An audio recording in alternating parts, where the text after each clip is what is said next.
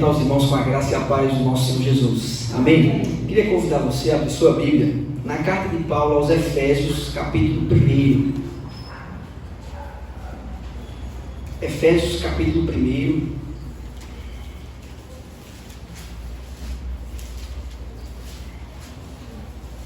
A partir do verso 1. Efésios, capítulo 1.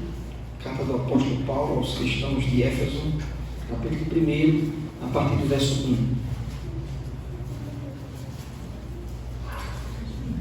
E eu queria que você ficasse com a Bíblia aberta, ao longo da ministração nós vamos olhar o texto algumas vezes, e assim você vai acompanhando e confirmando no Senhor aquilo que Ele vem falando conosco. Se tem alguém ao seu lado sem Bíblia, compartilhe a palavra de Deus. Você que nos acompanha em casa, abra sua Bíblia também e acompanhe conosco a leitura do texto. Todos encontraram?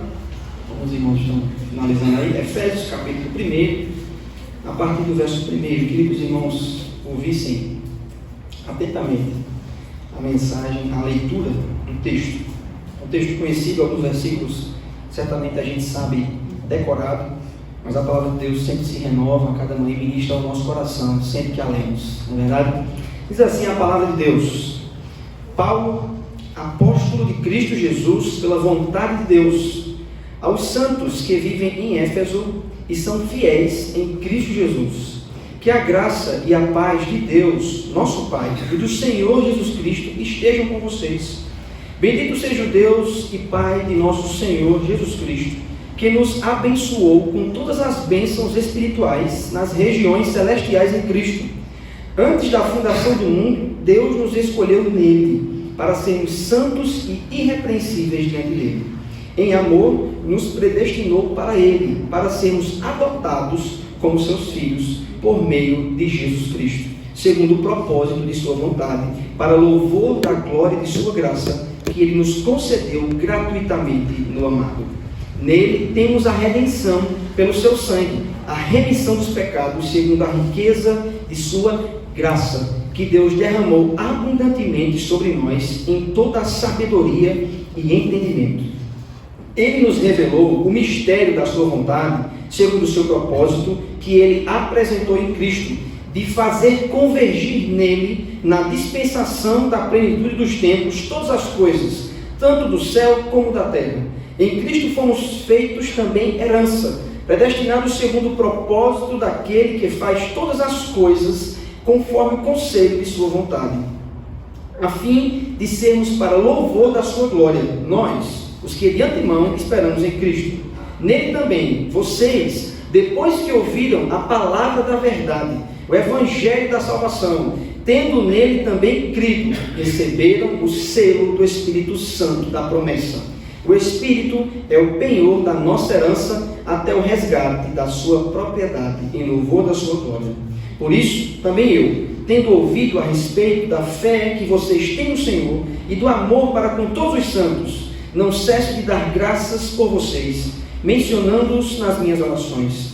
Peço ao Deus de nosso Senhor Jesus Cristo, o Pai da glória, que conceda a vocês espírito de sabedoria e de revelação no pleno conhecimento dele. Peço que ele os ilumine os olhos do coração de vocês, para que saibam qual é a esperança da vocação de vocês, qual é a riqueza da glória da sua herança nos santos, e qual é a suprema grandeza do seu poder sobre nós, os que cremos, segundo a eficácia da força do seu poder.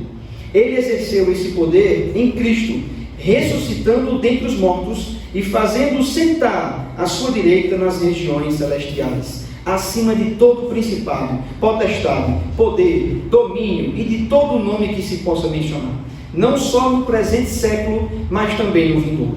E sujeitou todas as coisas debaixo dos pés de Cristo, e para ser o cabeça sobre todas as coisas, o deu à igreja, a qual é o seu corpo, a plenitude daquele que a tudo enche em todas as coisas. Capítulo 2, continuando, diz assim: Ele lhes deu vida quando vocês estavam mortos em suas transgressões e pecados, nos quais vocês andaram no outro tempo, segundo o curso deste mundo, segundo o príncipe da potestade do ar, do espírito que agora atua nos filhos da desobediência, Entre eles também, todos nós andamos no passado, segundo as inclinações da nossa carne, fazendo a vontade da carne e dos pensamentos.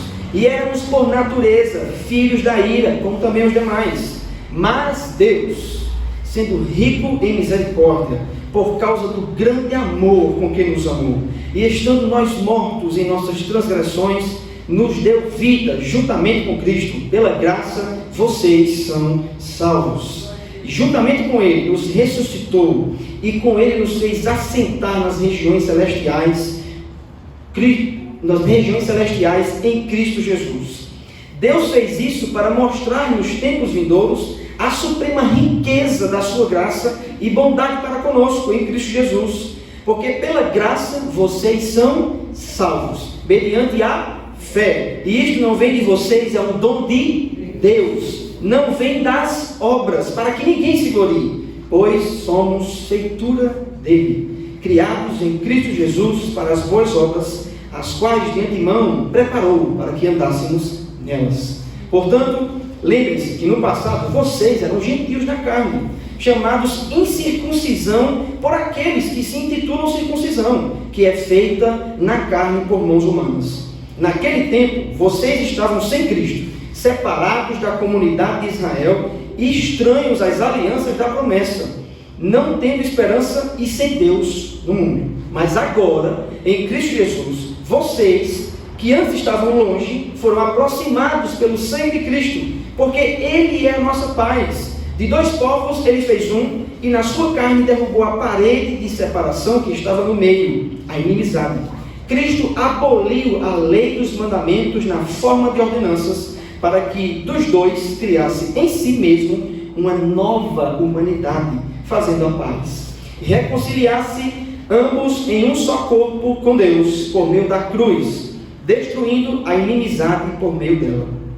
E quando veio, Cristo evangelizou paz a vocês que estavam longe, e paz também aos que estavam perto, porque por meio dele, ambos temos acesso ao Pai em um só Espírito.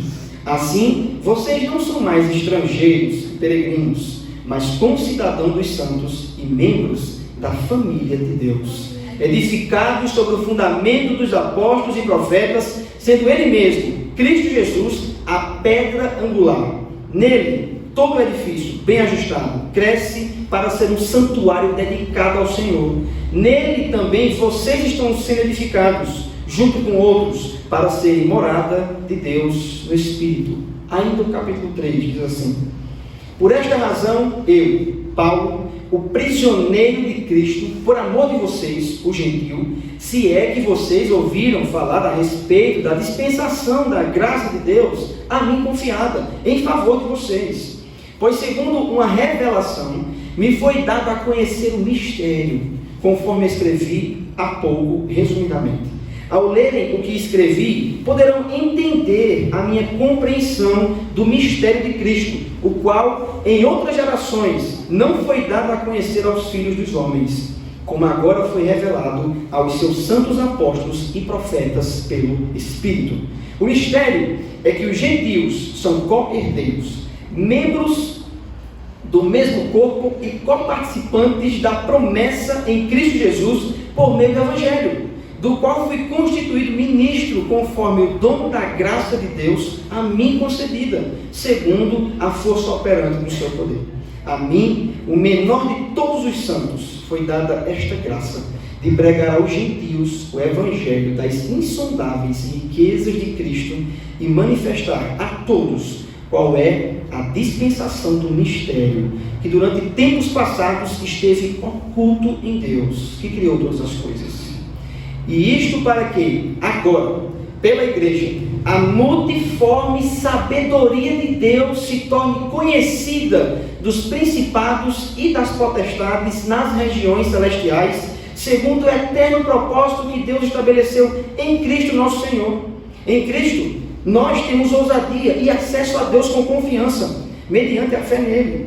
Portanto, eu peço que não desanimem por causa das minhas tribulações em favor de vocês, pois isso é motivo de honra para vocês. Por esta razão, eu me ponho de joelhos diante do Pai, de quem toda a família nos céus e na terra recebe o nome, Peço a Deus que, segundo a riqueza da sua glória, conceda a vocês que sejam fortalecidos com poder, mediante o Espírito no íntimo de cada um, e assim pela fé, que Cristo habite no coração de vocês, estando vocês enraizados e alicerçados em amor. Isto para que, com todos os santos, vocês possam compreender qual é a largura, o comprimento, a altura e a profundidade, e conhecer o amor de Cristo, que excede todo o entendimento, para que vocês fiquem cheios de toda a plenitude de Deus.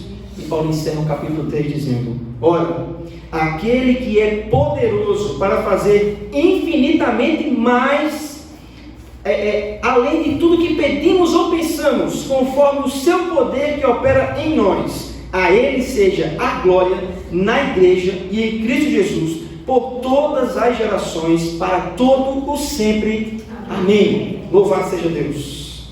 Um texto, uma leitura um tanto quanto extensa, né? Mostrando o que nós costumamos fazer. Irmãos, antes de nós meditarmos na palavra, eu queria que você pensasse em algo, né? Você já esteve num teatro ou num cinema? Você já ficou impressionado com algum filme ou alguma peça teatral? Aquela peça que mexe com você e você olha assim, rapaz, que obra de arte. Ou então um filme que você assiste e você fica envolvido com aquela trama, com aquele enredo, e no final você para assim, que filme, né? Você já esteve no museu? E aí você vai no museu e você fica impressionado com alguma invenção ou uma obra de arte que tem lá. Alguma máquina, alguma coisa que funciona, e você para e olha assim e fica admirado, né? Essas cenas que você certamente deve ter pensado na cabeça, está aqui no nosso texto. Eu queria que você olhasse aí o versículo 10 do capítulo 3. Veja só o que diz aí. Na minha versão diz assim: e isso para que agora, pela igreja, a multiforme sabedoria de Deus se torne conhecida dos principados e das potestades nas regiões celestiais. Perceba assim, irmãos, os anjos estão todos reunidos, como se estivessem num teatro, ou num estádio, num lugar em que se pode contemplar algo, e os anjos estão todos reunidos, né? E eles estão olhando algo. Que algo é esse? A igreja. Os anjos, todos os anjos estão olhando a igreja, a história da igreja, as pessoas que estão na igreja, a nossa história, estão ali olhando, e eles estão admirados com algo. Sabe o que é? A multiforme sabedoria de Deus. Eles estão olhando e pensando, como é que pode uma coisa dessa? Interessante que, se nós formos olhar o sentido original, aqui traduzido por multiforme, né, na verdade o sentido literal da palavra que Paulo coloca aqui é multicolor, ou multicolorido. Sabe, aquela coisa assim que impressiona visualmente, cheio de cores. Essa expressão aqui não é utilizada em nenhuma outra parte do Novo Testamento. A multiforme ou multicolorida sabedoria de Deus. Deus é extremamente sábio. O que Ele pensa vai muito além do que nós conseguimos pensar. E Ele formou um corpo de pessoas chamado igreja. E Deus fez isso de uma forma que os anjos param e olham assim e ficam admirados. E aí, esse é o nosso tema hoje. Igreja. O magnífico plano de Deus. E aí nós temos que pensar um pouco no contexto da carta, né? Não há dúvida que essa carta é do apóstolo Paulo. Ele abre a carta dizendo no verso 1 e no verso 2 do capítulo 1, Paulo, apóstolo de Cristo, pela vontade de Deus, aos santos que vivem em Éfeso e são fiéis em Cristo Jesus. Que a graça e a paz de Deus, nosso Pai, e do Senhor Jesus Cristo estejam com vocês. Paulo é o apóstolo que escreveu essa carta de seu próprio punho, né? E Efésios, a carta aos Efésios, é uma das cartas da prisão, junto com, quem sabe, Filipenses, Colossenses e Filemão. Efésios, Filipenses e Filemão são as chamadas cartas da prisão. Paulo as escreveu estando preso. E nós conhecemos a história ali em Atos. Paulo fundou a igreja em Éfeso e passou ali um tempo e depois ele saiu. E num certo momento, enquanto ele estava preso, ele escreveu essa carta. E quando nós vamos olhar, irmãos, o capítulo 1, 2 e 3, que foi o texto que nós lemos, vou prender a Bíblia aqui para não voar. Quando você olha o capítulo 1, 2 e 3, nós vamos ver aqui as orações de Paulo. Paulo, ele ora nesses 3 capítulos mais de uma vez, né? Após a sua apresentação na carta, no verso 1 e 2, Paulo, ele faz uma oração. Perceba aí o verso 3. Bendito seja o Deus e Pai de nosso Senhor Jesus Cristo. Ele faz uma oração de adoração. Ele engrandece a Deus pelas bênçãos que Deus concedeu. É o que ele faz. Ele diz aí, que nos abençoou com todas as bênçãos espirituais nas regiões celestiais. A pergunta é, que bênçãos foram essas? Paulo está adorando a Deus, bendizendo a Deus, dizendo assim, Deus é grande, eu o adoro, eu o reconheço, eu o engrandeço pelas bênçãos que Ele nos concedeu. Mas quais bênçãos? O texto vai dizer que antes da fundação do mundo, antes de Gênesis 1, antes que fosse dito, haja luz, o texto diz que antes da fundação do mundo, Deus escolheu transformar pecadores em pessoas perfeitas. Antes que houvesse luz, Paulo, em outra carta sua, ele diz que Cristo é o Cordeiro que foi sacrificado antes da fundação do mundo. Ou seja, o plano de salvação já estava pronto. É isso que Paulo está dizendo aqui. Antes que o mundo existisse, Deus escolheu transformar pecadores em pessoas perfeitas, por meio de uma pessoa, o seu Filho Jesus, a quem Paulo diz que é o amado. Isso aconteceu antes da fundação do mundo. Agora a pergunta é, por que Deus fez isso? Por que Deus resolveu, transformar pecadores em pessoas perfeitas? E no verso 6 está a resposta, porque Deus quis fazer isso para a sua própria glória. Deus, ele pensou nisso para que Ele mesmo fosse glorificado. Afinal, Ele é digno de todo louvor, de toda honra, de toda glória. Quando nós fazemos isso, fazemos coisas para a nossa própria glória, isso é orgulho. Por quê? Porque na verdade nós temos um bocado de defeito, como Diego disse na direção, na devocional do culto. Se nós formos olhar para o dirigente, para o pregador, para o ministério do louvor, para as pessoas, nós vamos encontrar imperfeição. Mas Deus não. Deus é perfeito. E como diz o salmista, todo dom perfeito, toda boa dádiva vem do alto, do Pai das luzes, em quem não há sombra nem variação de mudança. Então, Deus pode fazer isso. E nisso não há nada de errado. Agora, outra pergunta é, como é que Deus fez isso? Como é que Ele transformou, como é que Ele transforma pecadores em pessoas perfeitas assim? Como é que Ele faz isso? Por meio de Cristo. A resposta no verso 7 e 8 que Paulo diz é o seguinte: Deus pagou um resgate. Paulo chama de redenção. O que é redenção? Redenção é um resgate. Alguém cometeu um crime e quem comete um crime precisa pagar pelo seu crime. Nada mais justo. Não é assim? Quem comete um crime precisa pagar pelos seus atos. Então, como é que Deus fez isso? Deus pagou o resgate dos pecados por meio de algo. Sabe o que foi? O sangue de Jesus. O sangue puro de um ser humano, de um Deus que se fez carne e que viveu 33 anos da forma mais absolutamente perfeita. Você já pensou várias coisas erradas? Eu já pensei. Você já falou um bocado de coisa que não devia. Você já fez um bocado de coisa que não devia. Mas Cristo não. Cristo nunca pecou. Em tudo foi tentado, diz a Escritura, mas sem pecado. É assim que Ele fez, por meio do sangue de Jesus. Por que Ele fez isso? Porque Paulo diz do verso 9 ao verso 14 que Deus tem um plano. Sabe qual era o plano? Fazer convergir todas as coisas em alguém, em Cristo. O plano de Deus era que tudo no mundo, pense em tudo no céu, tudo na terra, do passado, do presente, do futuro. O plano de Deus era que por meio de Cristo, todas as coisas convergissem nele, como se Ele fosse, ou Ele sendo o ponto central de todas as coisas. É isso que Deus queria fazer. E aí, por causa de tudo isso, por causa do plano que Deus fez antes da fundação do mundo, porque Cristo é o Salvador, porque Deus paga o nosso resgate por meio do seu sangue, No verso 15, Paulo vai fazer duas coisas.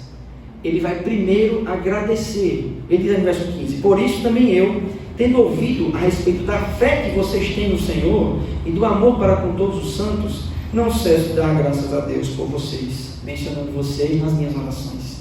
Quando ele olha aqueles irmãos naquela igreja, ele olha assim e diz assim: eu louvo a Deus pela vida de vocês.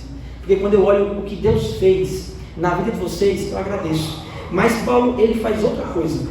Paulo, ele pede que Deus abençoe ainda mais aqueles irmãos. Porque se Deus, né, Ele faz um plano antes mesmo que houvesse luz, de nos salvar, e Ele nos salva, e Ele envia seu Filho para nos salvar, só isso é uma bênção, né? Mas Paulo vai e pede mais. Ele diz, olha, eu agradeço a vocês, e peço ao Deus, no verso 17, do nosso Senhor Jesus Cristo, que conceda a vocês espírito de sabedoria, revelação, pleno conhecimento, que ilumine os olhos de vocês, para que saibam qual é a esperança da vocação. Paulo vai mais além. Aqueles irmãos já eram abençoados, mas Paulo, além de agradecer, ainda pede que Deus abençoe a vida deles poderosamente. Ele faz isso. E ele encerra o capítulo 1 dizendo que Cristo está exaltado acima de tudo e de todos. Veja o verso 22. Ele sujeitou todas as coisas debaixo dos pés de Cristo. E para ser o cabeça de todas as coisas, o deu à igreja, o qual é o seu corpo. Sabe o que é a igreja? É a plenitude daquele que tudo enche em todas as coisas. Sabe onde está a presença completa, perfeita de Cristo, que enche todas as coisas? Aqui entre nós. Aqui, nesta hora, neste lugar, com você, com uma pessoa que talvez chegou aqui desanimada, como disse Diego. Deus está entre nós, nos preenchendo com a sua plenitude. Isso é igreja, isso é um magnífico plano de Deus. Mas, depois que Paulo fala essas coisas no capítulo 1, a partir do capítulo 2, Paulo vai aprofundar um pouco mais o que ele já falou até aqui. E ele começa o capítulo 2 dizendo que todos os homens, de todas as épocas, de todas as classes sociais, de todas as condições financeiras, de todas as formações culturais, não importa, pessoas ricas, pobres, pessoas altas, baixas, pessoas com muito conhecimento humano, pessoas indoutas, sem conhecimento e cultura, pessoas do Oriente, pessoas do Ocidente, pessoas que viveram pouco, pessoas que viveram muito, não interessa. Paulo diz aqui que todos nós estávamos mortos em nossos delitos e pecados, do verso 1 ao verso 3. Todos nós andamos em desobediência a Deus, seguindo os desejos carnais da nossa vontade, que é caída. O desejo vem, olha, eu quero fazer isso, e isso é desobediência a Deus, e a gente vai e faz. E por causa desse estilo de vida, nós somos chamados por Deus de filhos da ira. Filho aqui tem um sentido de herdeiro, afinal um filho é um herdeiro. Então, qual é o sentido de filhos da ira? Herdeiros da ira de Deus. O que Paulo está dizendo aqui é que todo ser humano, ele tem um destino, por ele mesmo ele tem um destino, ele tem uma recompensa final pelos seus atos, que é a ira de Deus. Mas, a partir do verso 4, Paulo vai dizer que essa condição mudou radicalmente.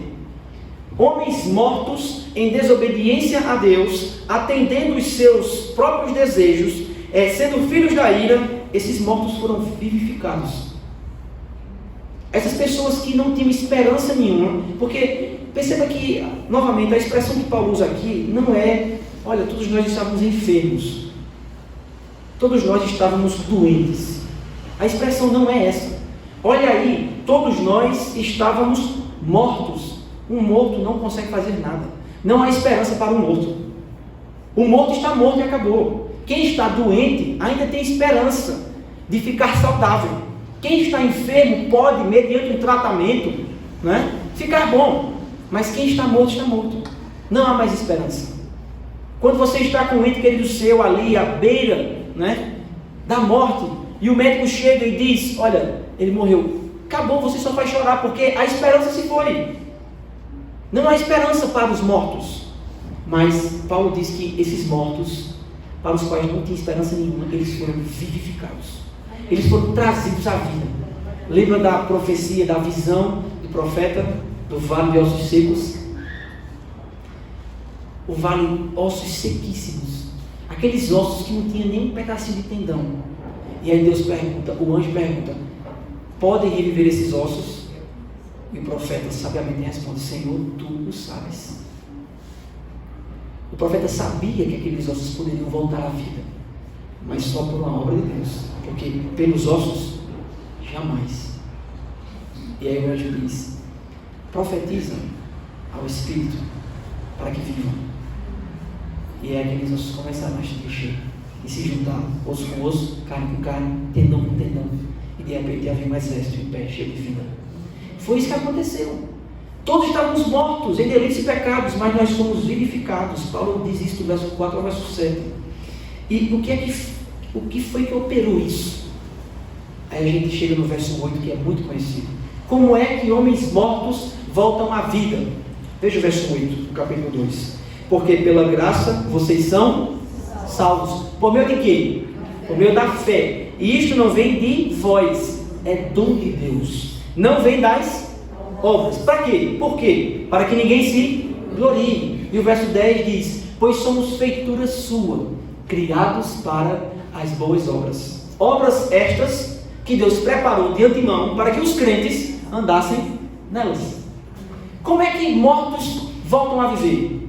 Ao ouvirem o Evangelho da graça de Deus e crerem e receberem. Como disse o eunuco a Filipe: eu creio que Jesus Cristo é Filho de Deus. Somos transformados. Há uma transformação, uma vivificação. Assim aconteceu comigo, aconteceu com você. Todos quantos foram salvos. Quem operou isso? Quem nos salvou da morte e do inferno? A graça. Não fomos nós. Paulo diz: não é por obras, para que ninguém se glorie. No dia que você olhar para você e você se comparar com uma pessoa que está dentro da descrição de Efésios 2, 1 a 3, em desobediência a Deus, se entregando às suas paixões, totalmente alheio ao que Deus ensina e prescreve para o homem, um filho da ira literalmente, e você olhar para essa pessoa e você ver você na presença de Deus, na igreja, assim, eu realmente sou melhor que essa pessoa. Você está redondamente enganado. Porque nós não fomos salvos por algo que tenhamos feito, mas por aquilo que Cristo fez. Como disse certo pregador, nós somos apenas mendigos, ou mendigos à beira do caminho, que estenderam a mão para o pão da vida que nos foi oferecido. Agora, o verso 10 diz que Deus nos salvou para quê? Para que nós andássemos de acordo com as boas obras que Deus especificou que nós deveríamos seguir. Isso é a beleza da vida cristã. A gente nem olha e diz que as obras salvam, porque é pela fé, nem também diz que depois de salvo, não, já que não é por obra, então eu posso ver do jeito que eu quiser. Não, nós fomos salvos pela graça justamente para termos uma vida de santidade. Isso é maravilha. Deus opera vida naqueles que estão mortos. Mas Paulo prossegue, e a partir do verso 11, ele vai dizer e chamar a atenção daqueles irmãos a respeito do seguinte: olha, lembrem-se disso, Paulo diz aos Efésios, porque vocês, em outro tempo, eram incircuncisos e gentios na carne. Do que é que Paulo estava falando? No plano de Deus, Deus chamou um homem por nome Abraão e fez dele uma grande nação. Desse homem surgiu Israel, e Deus revelou o seu evangelho, a sua palavra por meio desse povo. E de acordo com o Antigo Testamento, quem não estava no povo de Deus não era salvo. O povo de Deus era o povo salvo, não é? E aí Paulo diz assim: olha, vocês se lembrem aí que antes de serem salvos, vocês estavam fora da presença de Deus, assim como nós. Antes de sermos alcançados, nós estávamos como esses aqui, né? No verso 12 Paulo diz: estavam sem Cristo, separados da comunidade de Israel e estranhos às alianças da promessa. Que promessa? A promessa que Deus fez a Abraão, que iria enviar um filho, e esse filho iria abençoar todas as famílias da terra, né? Então Paulo chama a atenção daqueles irmãos para que se lembrassem disso. Mas do 13 ao 20, Paulo diz que apesar desses gentios, e nós estamos incluídos nisso, terem passado um tempo fora da presença de Deus, agora, por meio de Cristo, todos nós, todos aqueles que têm fé em Deus, fazem parte de um grupo de pessoas. Sabe como é que Paulo chama aqui? A família de Deus. Irmãos, se Deus houvesse nos salvado e nós fôssemos incluídos no grupo dos, ali está os servos de Deus, já seria uma bênção, já seria uma maravilha. alguém que está morto, e você olha para você antes de Cristo te alcançar, e você tem que concordar mesmo que nós estamos mortos, e você ser trazido à vida, você tem que olhar assim e ver a bênção que é não ser servo de Deus somente, mas ser da família de Deus. É totalmente diferente. Não somos servos, não somos escravos de Cristo, não somos amigos somente, somos filhos. Deus nos trata como um pai. É diferente de ser família. Família é família, é ou não é? Família é aquele tipo de pessoa que você defende às vezes, mesmo quando a pessoa não está caminhando muito bem, né? A gente pode até, entre família, às vezes, pegar uns atritos, né? Ah, você fez isso e tal, mas se alguém vier de fora, se assim, ó, fulano, não, peraí, porque a gente ama, porque a gente cuida, e nós não somos servos somente de Deus, nós somos inseridos na família de Deus. E não somente fomos salvos, se fôssemos salvos somente seria uma bênção, mas Deus vai mais além. No final do capítulo 2, verso 21 e 22, veja o que ele diz: nele, em Cristo, todo o edifício bem ajustado cresce para ser um santuário dedicado ao Senhor. Nele também vocês estão sendo edificados junto com os outros para serem morada de Deus no Espírito. Perceba que a Trindade opera em nós aqui. A Trindade está aqui. Aí você pergunta, onde? No verso 22. Porque quem é o nele aí no verso 22? Cristo. Nele, em Cristo, também vocês estão sendo edificados, junto com todos os outros, para serem morada de Deus. Que Deus? Deus Pai. Por meio de quem? Da habitação do Espírito Santo de Deus. A Trindade opera em mim e você, depois que nós fomos salvos. E aí, Paulo vai e prossegue, e no capítulo 3, ele vai fazer o que eu chamei aqui de a revelação do mistério. Quando a gente escuta essa palavra mistério, a gente já pensa num negócio, né, algo envolto numa coisa meio assustadora. Tem um mistério ali. E Paulo gosta muito dessa palavra. Eu não sei agora exatamente, mas a palavra mistério ocorre no Novo Testamento, se eu não me engano, quase 20 vezes. Dessas 20, se eu não me engano, umas 15 é Paulo que usa. E nessa carta ele usa mais de uma vez. O mistério. Mas que mistério é esse? Será que é alguma coisa que, como os gnósticos acreditavam, um conhecimento especial que você tem que ter e que quem é salvo tem? Será que é uma coisa para os mais privilegiados a nível de preparo intelectual? Não. Mas vamos olhar no capítulo 3. No verso 1, Paulo diz assim: por esta razão, que razão? Tudo que ele falou até agora. Ele fala tudo que ele falou no capítulo 1, tudo que ele falou no capítulo 2, aí no verso 1 do capítulo 3 ele diz: por esta razão, quando eu olho tudo isso que eu falei agora, né, eu, Paulo, o prisioneiro de Cristo Jesus, por amor de vocês, os gentios. Aí parece que ele muda de assunto. Parece que ele ia dizer um negócio e ele para de dizer. Percebe? Por esta razão, eu, Paulo, o prisioneiro de Cristo Jesus, por amor de vocês, os gentios, se é que vocês ouviram falar a respeito da dispensação, e eu fui, e Deus me revelou.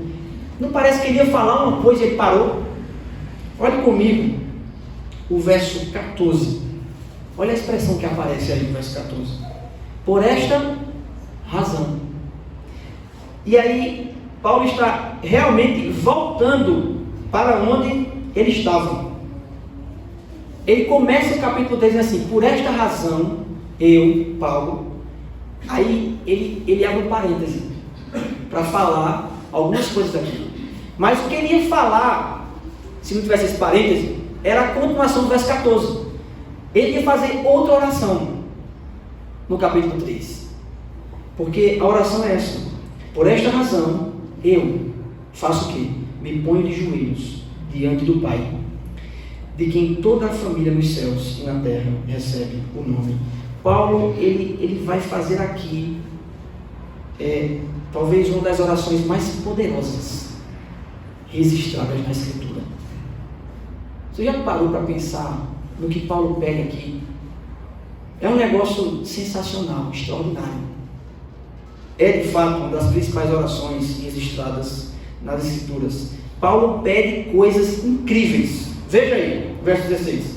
Peço a Deus que, segundo a riqueza da sua glória, conceda a vocês que sejam fortalecidos com poder, mediante o seu Espírito, no íntimo de cada um. E assim, pela fé, que Cristo habite no coração de vocês, estando vocês enraizados e alicerçados em amor.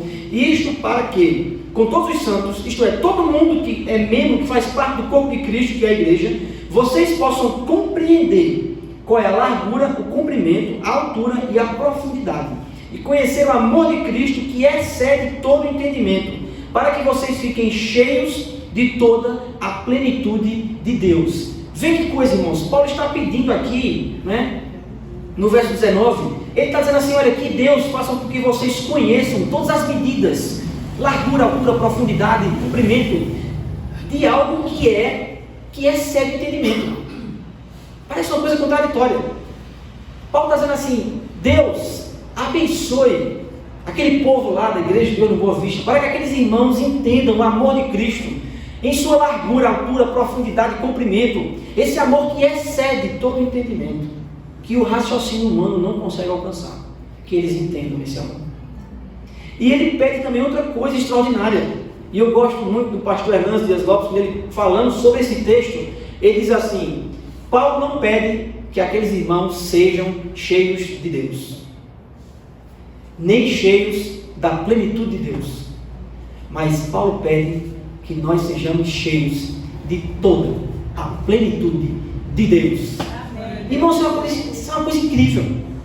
Paulo está falando: Senhor, enche teu povo da tua presença, enche eles da plenitude, da tua plenitude. Não, enche eles com toda a tua plenitude. Que oração ousada!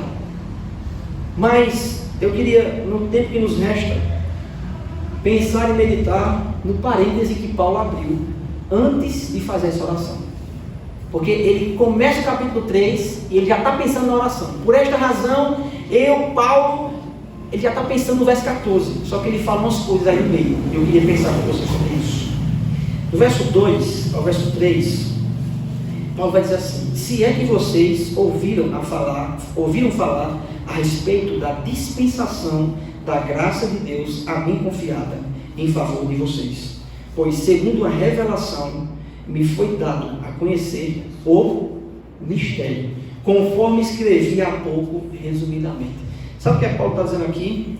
Que aqueles irmãos, ainda que ele tenha dito, olha, se é que vocês ouviram, o sentido aqui no original, Paulo está dizendo assim: olha, vocês já ouviram que eu recebi de Deus uma revelação.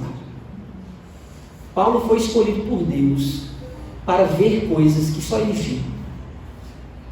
É tão tal que tem algumas expressões teológicas nas cartas de Paulo que você não vê em outro lugar no Novo Testamento, nem nos Evangelhos, porque Paulo foi escolhido por Deus como um vaso para ver coisas que ninguém nunca viu, nem mais vai ver. E ele diz àqueles irmãos que eles sabiam que ele tinha recebido uma revelação de Deus, o mistério de Deus. Paulo tinha entendido, mas não porque ele fosse inteligente. Paulo diz aqui: olha, eu consegui decifrar o mistério. Eu fui lá no Antigo Testamento, eu olhei assim e eu tive a sacada. Não, ele disse que foi revelado a ele. Deus mostrou a ele. E ele vai dizer, no verso 4 e no verso 5, que esse mistério foi mantido em segredo por muito tempo. Paulo diz assim: olha, vocês sabem que eu recebi a revelação do mistério. Mistério esse que esteve oculto, guardado. Quase, sabe aquele filme de descobrir tesouro? Quase como aquilo, né? Já acho que aqueles filmes, A Lenda do Tesouro Perdido, eu gosto muito desse filme. O negócio que estava guardado há não sei quantos anos, não sei quantos séculos. E aí o personagem vai lá procurar e tal.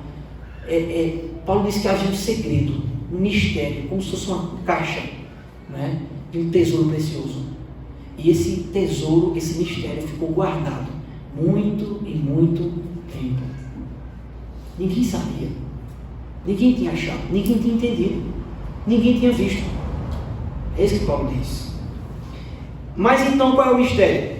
Aí diz, aí no verso 6 do capítulo 3, o mistério é que os gentios são o quê? Co-herdeiros, membros do mesmo corpo e coparticipantes de quê? Da promessa em Cristo Jesus por meio de quê? Evangelho. Olha, irmãos, Deus, o nosso Deus é um Deus que fala. Os outros deuses têm boca, mas não falam, têm olhos e não veem. Mas o nosso Deus, aprove a Ele se revelar a nós. E Deus é um Deus sábio. Ele foi se revelando aos pouquinhos. A palavra foi sendo escrita aos poucos. Profetas foram se levantando. Abraão veio, depois o povo de Deus. E Deus já estava com tudo pronto. Ele é muito sábio. E Deus foi conduzindo esse plano, conduzindo. Mas o mistério era esse. Veio Abraão, veio o povo. E aquele povo pensava que a salvação ia ficar só em Israel. É tão tal que quando Jesus veio, nem os discípulos entenderam. Sabe a única pessoa que entendeu que Jesus ia morrer sendo o Messias? Sabe quem? Maria, a irmã de Marta. Só ela entendeu. O restante não fazia sentido. Quando Jesus dizia, o Filho do Homem vai ser morto, eles faziam o quê? Não, Senhor. Eles nem davam ouvido. E quando na última noite Pedro foi confrontar, e Pedro disse assim, não, Senhor, morrer? Não, foi que Jesus disse, para trás de mim, Satanás. Ninguém entendeu nada. E quando Jesus morreu, todo mundo ficou, como assim? Como é que o Messias que vem esmagar o Império Romano morre numa cruz? Nós estamos esperando um general. Mas só Maria havia entendido. Sabe por quê? Porque na semana que Jesus morreu, ela entrou numa casa para ungir os pés de Jesus. Chorou nos pés, enxugou com os cabelos e derramou um perfume caríssimo nos pés de Jesus. E alguém disse, isso podia ser vendido aos pobres. Sabe o que Jesus disse? Ela está me ungindo para o meu enterro. Ela está começando o embalsamento do meu corpo para a minha morte. Porque Maria ficava sentada aos pés de Jesus. Nada fazia sentido. Eles esperavam alguém que viesse arrasar com o Império Romano, passar por cima de César, não um cordeiro como que morto. Mas o plano de Deus não era salvar só Israel do Império Romano. Esse era um plano muito simples, muito pequeno. O plano de Deus era salvar pessoas de todas as tribos, povos, línguas, raças, nações, e formar para si um povo de variadas cores, expressando a beleza dele mesmo. Esse foi o plano de Deus. E no verso 7 a 9, Paulo diz que ele foi escolhido para ser o comunicador desse plano maravilhoso. Deus, numa certa altura do seu ministério, meio que deu uma visão a ele. Mostrou assim, olha, meu plano é esse. Gentil e judeu vai ficar tudo num povo só. Está vendo tudo no Antigo Testamento, Israel, aquela coisa muito forte do povo de Deus, separação, circuncisão. O que é que Deus queria com isso? Ele queria ensinar, por meio de Israel, que ele tem um povo para si. Um povo separado, diferente. Esse era o propósito de Deus. Mas o propósito de Deus nunca foi restringir a salvação aos descendentes sanguíneos de Abraão. Porque alguém aqui é descendente de Abraão? Ninguém. Nós somos gentios, somos de outras nações. Nós sabemos que nações, mas somos de outras nações. Mas o propósito de Deus era alcançar a nossa vida. Não era só salvar os descendentes de Abraão, como diz Paulo, escrevendo aos Romanos. E Deus, sabiamente, como nós dissemos, foi conduzindo a história para um fim glorioso. E aí nós paramos no verso 10, que foi o verso que eu chamei a atenção dos irmãos no começo. Olha o verso 9. E manifestar a todos qual é a dispensação do mistério que durante tempos passados esteve oculto em Deus, que criou todas as coisas. Aí no verso 10 ele diz, e isso para que agora, pela igreja, a multiforme sabedoria de Deus seja conhecida dos principados e potestades nas regiões celestiais. Deus fez isso, manteve oculto, foi construindo, costurando a história para chegar num ponto em que a igreja fosse revelada. E gentios e judeus entre os quais havia um muro de separação, fossem unidos num só corpo. E eu e você, junto com os judeus que já creram em Jesus, nós somos um povo só. Mesmo sem ser circuncidado, sem ter o templo, porque a gente não precisa mais disso. Isso era sombra, como disse o escritor aos Hebreus. Isso era sombra que tinha que vir. Cristo estava vindo, então tinha que ensinar, né, como ensinar uma criança, mostrando as coisas palpáveis, como tecido, madeira, ouro, sacrifício de um cordeiro, sangue. Tem que tocar. Para quê? Para que Cristo viesse. E esse era o propósito de Deus. E aí, irmãos, quando nós pensamos em tudo que Deus fez na história, quando nós olhamos o Evangelho lá em Gênesis, sabe onde está o Evangelho lá em Gênesis? Lá em Gênesis capítulo 3, na verdade. Quando Deus vira para ele e diz assim: olha, a semente da serpente vai ferir-te o calcanhar, mas a tua semente vai esmagar a cabeça da serpente. Quando você olha Abraão, quando você olha Israel, quando você olha os profetas, os sacerdotes, os reis, a gente só tem uma coisa para fazer, irmãos. A gente tem que se juntar a esses anjos que estão assim olhando para a igreja, né? E olharmos para nós mesmos e assim: que sabedoria tremenda Deus tem.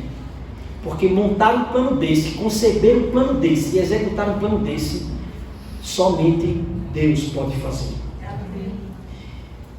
E aí, Paulo vai fazer a oração que nós já lemos. Quando ele pensa em tudo isso, ele para e pede que nós sejamos cheios de toda a plenitude de Deus. E aí, irmãos, ao contemplar isso, né, cada membro do corpo de Cristo, eu e você, nós devemos nos manter firmes, mesmo em meio às situações adversas. Porque Paulo encerra o capítulo 3, dizendo assim no verso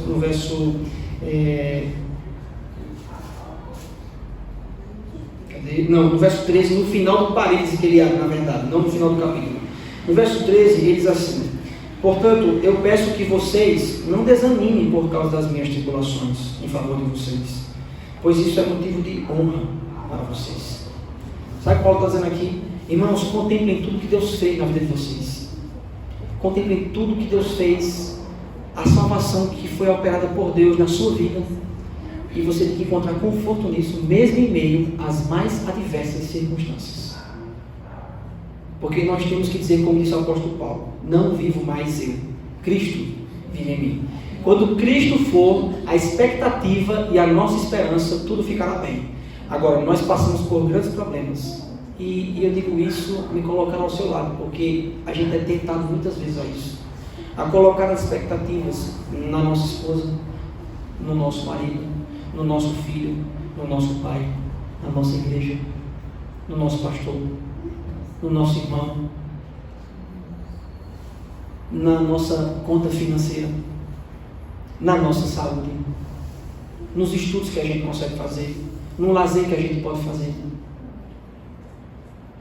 Aí quando essas coisas não saem de acordo com o que a gente acha, aí a gente fica triste, porque nós estamos lançando a expectativa na coisa errada. Mas quando nós olhamos o que Deus operou em nós, aí não há como se abater, mesmo em meio às mais difíceis situações. O fundador daquela igreja estava preso, mas Paulo disse: irmãos, olhem, por causa disso, não desfaleçam, mantenham-se firmes. E essa mensagem que Deus me concedeu para ministrar hoje a todos nós, né, é dita e proclamada num tempo em que ser igreja está difícil, né? Talvez você esteja em casa pensando: não, igreja é uma coisa que não faz mais sentido para mim. Mas olhe e perceba, né? Não estamos falando de um grupo de pessoas que estão apenas reunidos. Estamos falando de algo que é o magnífico plano de Deus, que revela a sabedoria de Deus. Então, quando você olha que você faz parte, não de uma igreja local, mas de um corpo de Cristo, nós nos reunimos porque é preciso. Porque quem é colocado no corpo precisa encontrar uma comunidade que está no mesmo propósito. Por isso, irmãos, não desfaleçamos. E aí, uma vez que Deus nos salvou, que privilégio é fazer parte da revelação das muitas formas de sabedoria de Deus. E como consequência, nós temos que viver para a glória de Deus. E aí, Eu não vou ler, se você quiser ler em casa. Você está interessado em saber como nós temos que viver à luz de tudo que Deus fez em nós? Você lê Efésios capítulo 4, 5 e 6. Está lá, dizendo tudo. E eu vou ler só o comecinho do capítulo 4. Por isso, eu, o prisioneiro do Senhor, peço que vocês vivam de maneira digna da vocação a que foram chamados. De que forma? Alguém pode pensar, vamos impactar o mundo, vamos sair por aí, fazendo coisas extraordinárias. Sabe o que Paulo diz aqui? Uma maneira digna da vocação com que foram chamados, com toda a humildade e mansidão, com longanimidade, suportando uns aos outros em amor, fazendo de tudo para preservar a unidade do Espírito, no vínculo da paz. Amém. Maridos, amai vossas esposas, esposas sejam submissas a vossos maridos. Pai, educai vossos filhos, filhos obedecei a vossos pais. Servos, obedecei a vossos senhores. Senhores, tratem bem os seus empregados. E ele iniciar dizendo, revesti-vos, pois, de toda a armadura de Deus, para que possais ficar firmes no último dia. E ele encerra o versículo 3 do capítulo 6, dizendo, Pai seja com os irmãos, e amor com fé, da parte de Deus Pai e do Senhor Jesus Cristo. A graça esteja com todos os que amam sinceramente o nosso Senhor Jesus Cristo. Amém? Vamos orar? Pai, nós queremos te louvar e te agradecer, Senhor, pela tua palavra. Aplica tudo que foi ministrado aos nossos corações. Que nós encontremos alegria, Pai, no privilégio que é participar da tua igreja, Senhor. Que bênção é sermos salvos, sermos vivificados, termos os nossos pecados perdoados, sermos edificados por meio de Cristo no poder do Espírito. Por isso eu te peço que abençoes cada um de nós que estamos aqui. Que a oração feita por Paulo, Senhor, nós façamos agora. Te pedimos que o Senhor nos encha poderosamente da tua presença. Que o Senhor nos faça entender a largura, o comprimento, a altura, a profundidade do amor de Cristo. Amor este que excede todo o entendimento. E que o Senhor nos encha de toda a tua plenitude, para a tua glória e para o nosso bem. Essa é a nossa oração no nome de Jesus, que vive e reina para sempre. Amém. Deus abençoe.